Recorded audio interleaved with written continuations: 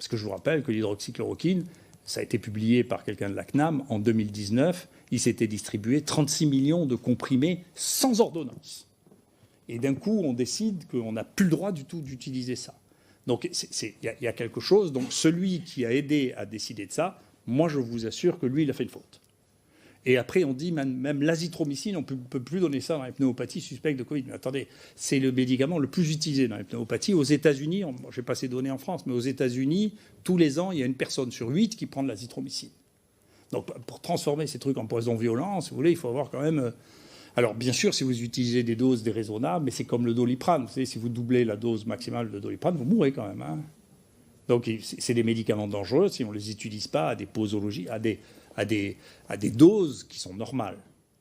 Moi, j'utilise ça depuis 25 ans, le Plaquenil, pour des maladies dont je suis spécialisé, à 600 mg par jour, et on leur donne pendant 2 ans. Hein. Donc, on fait des dosages tous les mois, c'est des choses qu'on maîtrise. Donc, si vous voulez, d'un coup, vous nous dites que c'est pour ça que quand le papier du Lancet est sorti, on a dit qu'il y a 10% de morts. Vous imaginez bien que je ne vais pas croire qu'il y ait 10% de morts, puisque nous, on en était déjà à 3000 personnes qu'on traitait avec ça. Et j'avais, moi, avant ça, traité 3000 personnes avec ça. Donc, c'était pas possible qu'il y ait 600 morts qui soient passés inaperçus, que je n'ai pas vu. Moi, je sais combien il y a de morts parmi les gens qui sont passés dans l'IHU. Il y en est mort 36. En tout, je sais de quoi il est mort chacun d'entre eux. Ce n'est pas des données de big data. C'est des vraies données de docteurs. On a regardé, on a ressorti les dossiers, on a fait des autopsies verbales, on a essayé de comprendre de quoi il était mort. Il y a d'ailleurs 30% qui étaient morts sur infection bactérienne. Moi, je vous recommande de faire une véritable enquête sur Gilead et le Remdesivir. Voilà.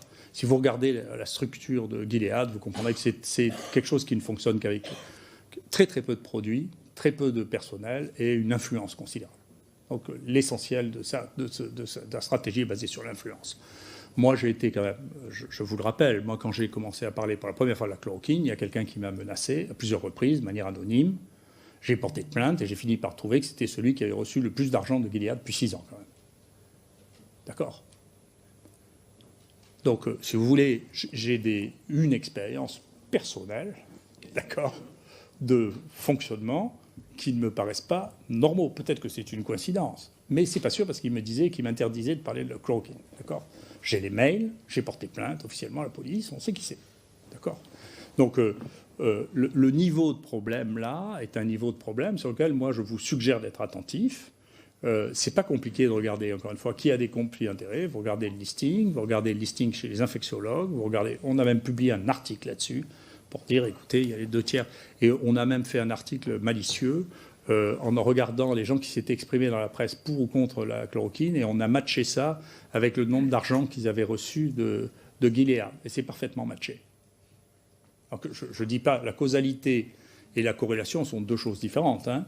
Donc je ne dis pas qu'il y a une causalité, mais il y a une coïncidence au sens étymologique. Donc c'est la même incidence d'être contre la chloroquine et de recevoir de l'argent de Gilead. Donc je vous suggère très fortement de vous poser la question de savoir le niveau, que moi je n'avais jamais vu, d'influence d'une seule compagnie sur le fonctionnement qui, à mon sens, inclut dans le monde des choses qui sont bien au-delà de celles du Mediator. Donc ça existait déjà, vous le savez quand même. Donc ça existait déjà. Là, pour cet enjeu-là, ça a pris une ampleur qui... voilà. Et des rapports s'étaient développés entre ce groupe Acting et Gilead pour la tentative d'utiliser Remdesivir qui a été un échec. Pour Ebola, ça n'a pas marché, mais ce groupe s'était formé déjà autour de ça. Et donc il y a des liens multiples. Et pour aller jusqu'au bout des choses, moi j'ai été surpris de voir que le directeur de Gilead, devant le président de la République et devant le ministre, tutoyait celui qui était en charge des essais thérapeutiques en France pour le Covid-19 quand même. Moi j'ai pas l'habitude de me faire tutoyer par le directeur de l'industrie pharmaceutique. S'il le faisait, d'ailleurs je leur répondrais en leur vous voyant, je ne le ferais pas. Vous voyez ? Donc je pense qu'il y a des... pour vous dire la vérité, je ne sais même pas si ça n'est que des liens d'intérêt. Je ne vous dis pas que les gens ont été achetés pour ça, mais les gens créent un écosystème, encore une fois, qui est un écosystème favorable dans lequel la vision qu'on a du monde est différente.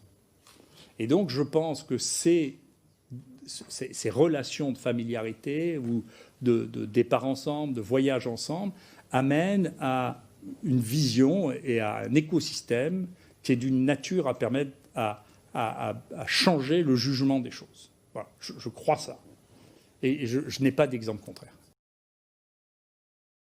Non, je suis pas d'accord avec ça. D'une part, ce que nous avons fait, c'est ce qui se fait de plus simplement, c'est-à-dire quand on fait un essai thérapeutique, si vous voulez, quand les choses deviennent significatives, c'est de l'éthique basale, hein, et l'éthique n'a rien à voir avec la méthodologie, c'est deux choses distinctes.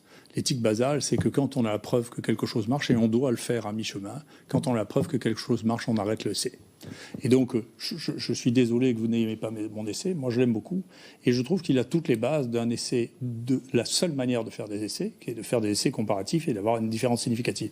Et contrairement à ce que vous dites, et ça, alors là, je m'excuse, mais alors c'est une erreur radicale, moins il y a de gens quand c'est significatif, et plus c'est significatif. Quand vous avez 10 000 personnes, vous êtes obligé d'avoir 10 000 personnes dans un essai pour monter une significativité, c'est qu'il n'y a aucune différence. Parce que je vais vous dire, il y a 15% des gens qui ne prennent même pas les médicaments qu'on leur prescrit. Donc quand vous cherchez des différences de 1%, vous n'êtes plus dans la médecine, vous êtes dans du fantasme méthodologique.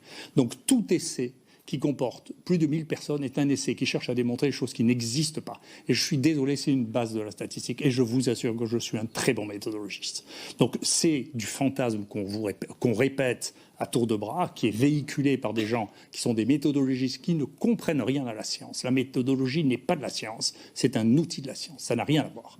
Donc il ne faut pas me dire que mes essais ne sont pas, parce que vous avez dit avant, et c'est vrai, je suis un grand scientifique, je sais ce qu'est un essai, et je peux vous dire, il y a une dizaine des traitements que j'ai inventés qui sont dans tous les livres de référence médicaux. Et celui-là, il sera aussi, je vous le dis. Voilà, nous verrons.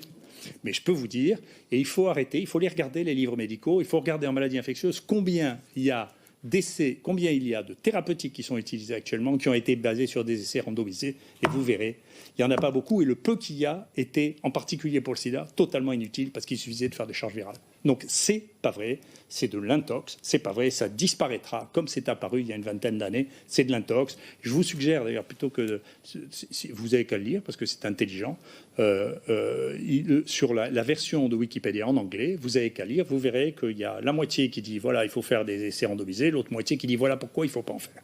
Et vous verrez que je ne suis pas isolé dans ce monde, et que globalement, tous les gens qui ont critiqué ça, je le redis d'ailleurs, et il faut le lire, et il faut écouter ce que je dis, tous les gens qui ont critiqué ça n'ont publié que des essais comparatifs non randomisés. Il n'y a pas un essai français randomisé comparatif, il n'y a pas même un essai français qui ait le degré d'isolement des stratégies thérapeutiques comme le nôtre. Zéro. C'est que des gens qui, dans les hôpitaux, ont traité un peu comme ils voulaient. Et à la fin, on dit, regardez comment on compare. Donc, il ne faut pas mettre les choses à l'envers. J'étais avant un grand scientifique et je suis resté un grand scientifique après avoir publié ça.